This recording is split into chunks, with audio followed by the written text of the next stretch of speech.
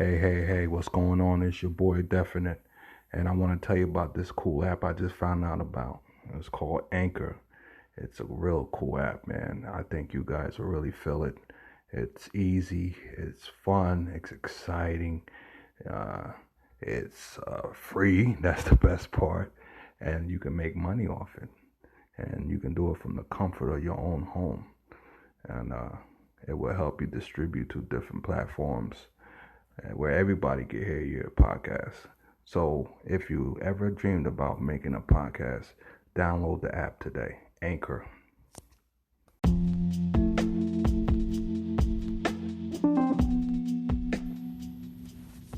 Hey, welcome.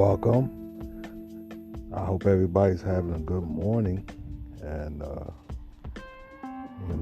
definitely productive, whether you sitting at home, your job, got you laid off right now because of everything that's going on, or if you're at work handling your business, being safe, trying to, make sure you don't bring anything home to your family and your loved ones.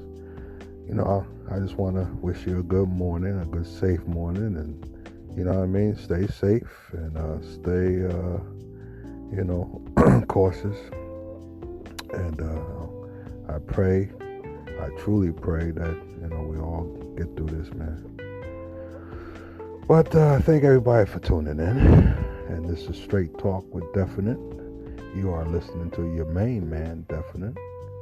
And the time is 7:54 a.m. And the weather check is 40-something degrees right now. And I'm reporting to you from Rahway, New Jersey. And I figured today I'd talk about disconnection.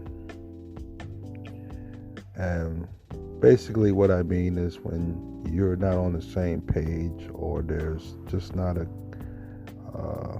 dialogue between either a loved one, a friend, a family member, at work, government agencies, or government branches. There's big disconnection with the public. Whatever it is, whatever you're going through, how do we build the, or break the gap between, for instance, the police department? Big disconnection with the police department in most minority communities. You know what I mean? African American communities, especially Spanish communities. Yeah, you know what I mean? They definitely the police departments, not all, but some, most, definitely. Excuse me. They basically just terrorizes the African communities or the Spanish communities. A lot of these communities are unfortunately in poverty, and definitely a lot of crime does go on, but that's a whole cycle, man. You know what I mean? When the people are in a community that the government basically don't give a fuck about. You know what I mean? The mayor, he don't give a shit. The governor don't give a shit. Of course, the president don't give a shit. And all these government branches or businesses that they have in these communities that pretty much are not appreciated or even acknowledged unless something bad happens. I mean, that could affect someone's mentality, their confidence. Like, damn, my hood don't even matter, yo. You know what I'm saying? You go to, say for instance, you go to a job And I've had this done when I was living in East Orange. In fact, I was working at UPS in Parsippany, and I never forget it, 2006. And I put on my application, when they ask where you from, or, where you living, your address, and I put East Orange. And I remember, I did the application online, but, when I came in for the interview, and, they went through, they go read your resume and all this and that. And he saw me, oh, you from East Orange?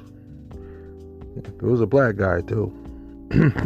But I guess, he wasn't from the hood. He seemed like he was, well educated, but then again, he could have been from the hood. I don't know. I don't want to assume. So yeah, let me stop that. But wherever he was from, he kind of looked down on me because of where I was from. He made some kind of comment. He was like, "Oh, you from East Orange?" I said, "Well, I'm not from there, but yeah, I'm living there right now." Yeah. Oh, okay. Isn't that where the cop got shot at? I'm like, I guess, I don't know. He's like, yeah, I never been there.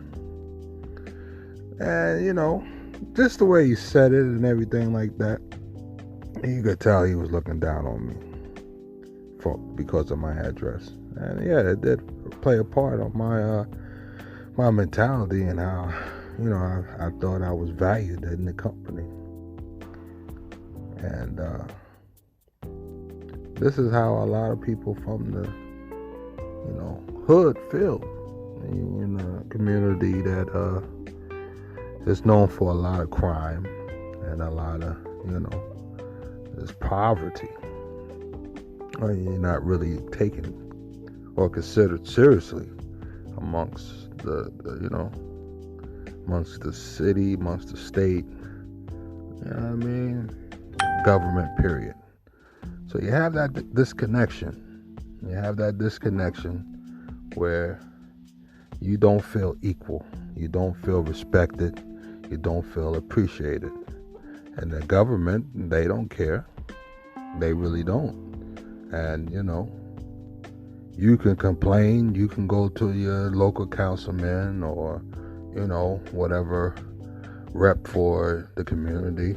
But basically the in between, the go-to that talks to the people in the community and relays your messages and your complaints and whatever to the government.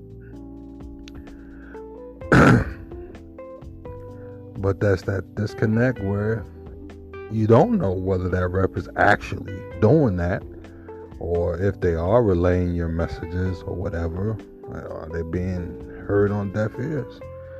I mean, when you're growing up in that kind of situation, or you're living in that kind of situation, it's very hard to have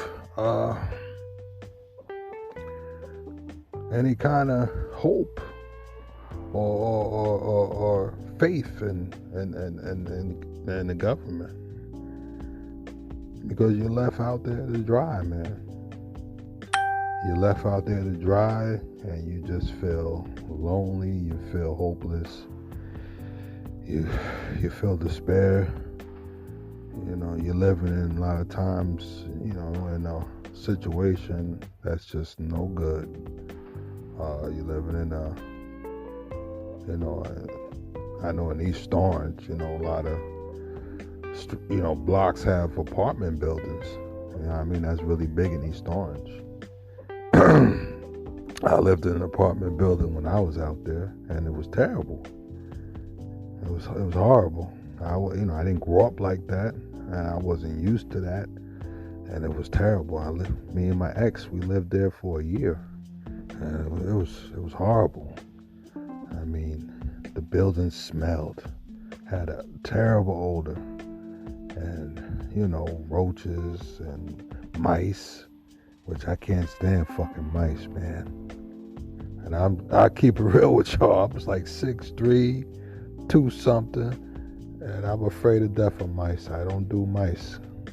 Not at all, man. I want no parts.